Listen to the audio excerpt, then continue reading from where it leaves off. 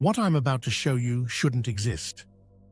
In the museums of South Africa sit hundreds of perfectly round metal spheres that are 3 billion years old. To put that in perspective, these objects existed before life began on Earth, before oxygen filled our atmosphere, before continents took their current shape. But here's what makes this absolutely impossible. Some of these spheres are so perfectly balanced that they spin in their display cases with the slightest vibration. They have intricate grooves carved around their circumference. And they're made of materials that shouldn't have existed naturally 3 billion years ago. Hey everyone, it's Adam from History Crossroads. Today we're diving into the strange and mysterious Klerksdorp Spheres, the tiny objects that spark huge debates about our ancient past. Please like, share, and leave a comment. Don't forget to subscribe so you don't miss the latest video drop. The Klerksdorp Spheres are forcing scientists to question everything we think we know about Earth's ancient history. Our story begins in the 1980s in the Klerksdorp region of South Africa, where miners were extracting pyrophyllite, a soft rock used in manufacturing. This wasn't glamorous work, just routine industrial mining in rock formations that geologists had dated to the Precambrian era. But as miners dug deeper, they began finding something that made no sense. Embedded in solid rock that was billions of years old were hundreds of metallic spheres, each about the size of a golf ball, perfectly round and clearly artificial. The miners initially thought little of it. Strange things turn up in mines all the time. But when geologists examined the rock layers, they made a startling discovery. These spheres weren't just old, they were embedded in rock that formed 2.8 to 3 billion years ago. To understand how impossible this is, let me take you back 3 billion years. At this point in Earth's history, our planet was essentially an alien world. There was no oxygen in the atmosphere. It was toxic to what little life existed. The only living things were simple bacteria. There were no plants, no animals, no complex life of any kind.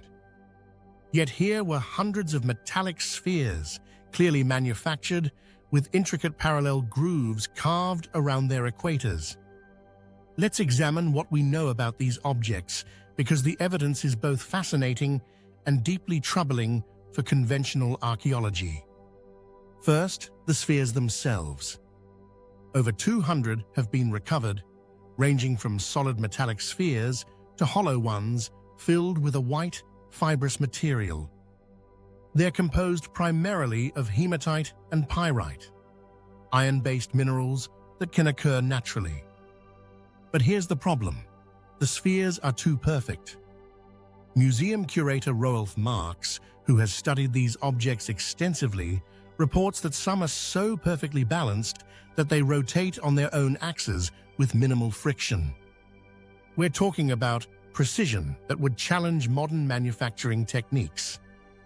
The grooves around many spheres are equally puzzling. These aren't random scratches or natural formations.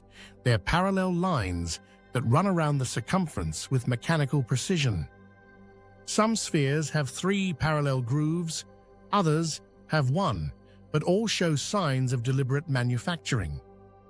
Dr. J.R. McIver, a geologist who examined the spheres, confirmed that they were found in situ, meaning they were embedded in the original rock formation, not placed there later.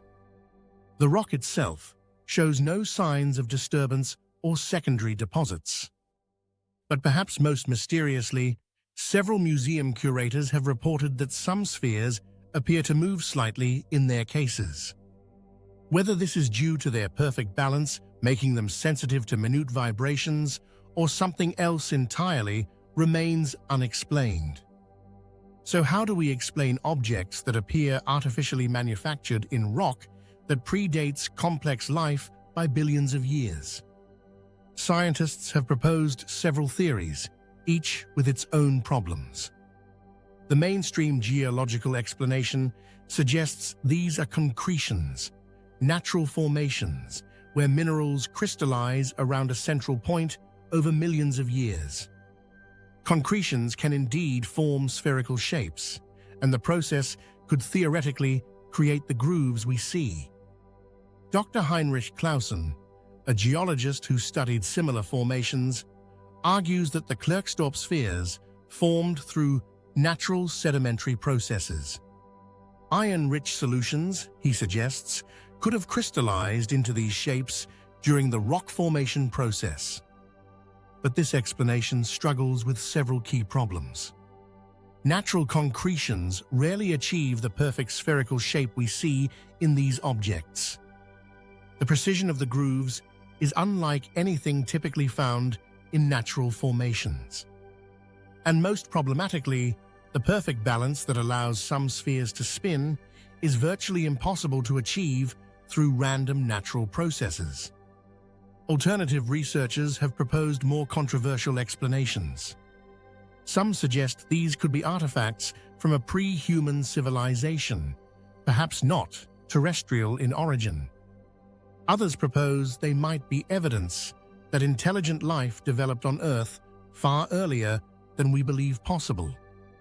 The problem with these theories is that they require us to completely rewrite our understanding of life's development on Earth. 3 billion years ago, the atmosphere couldn't support complex life as we know it. Any civilization capable of manufacturing these objects would have had to develop under conditions completely unlike anything in Earth's known history. There's also the question of materials. While hematite and pyrite can form naturally, creating objects with this level of precision would require advanced metallurgy and manufacturing techniques.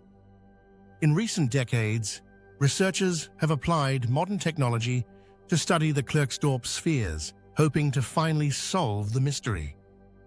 The results have been both illuminating and more puzzling than ever.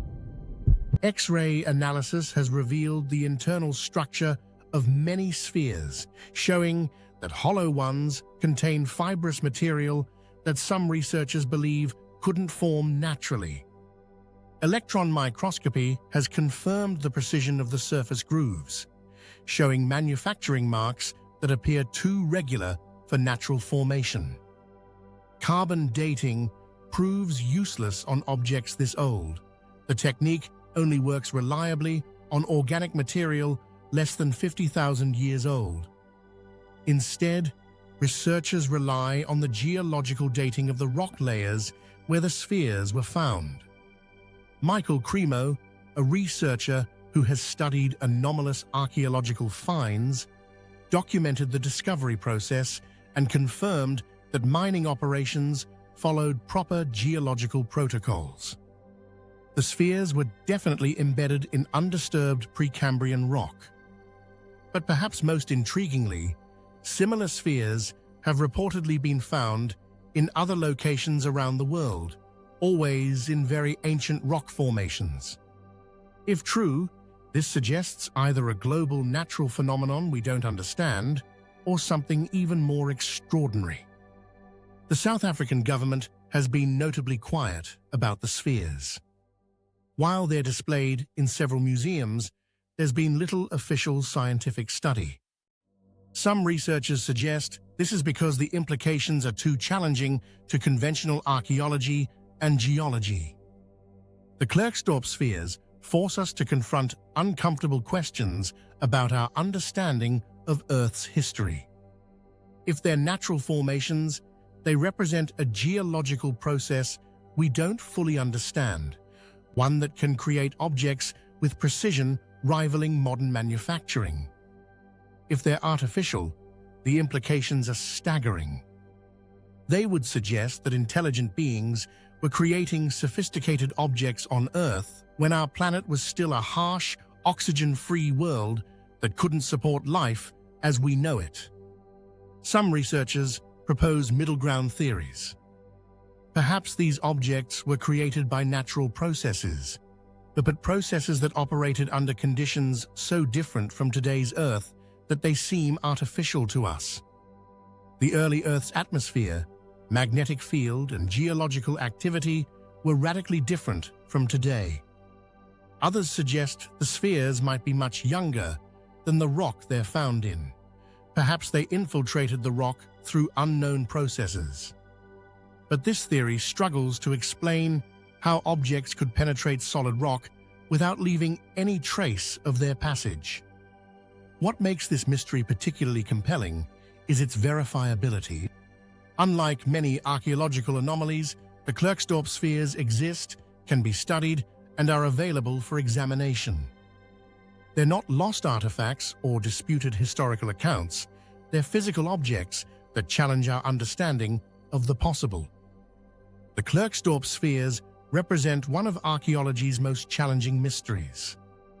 Whether they're evidence of unknown natural processes or something far more extraordinary, they remind us that our planet's history may be far stranger than we imagine. 3 billion years is an almost incomprehensible span of time. In that time, entire continents have formed and disappeared.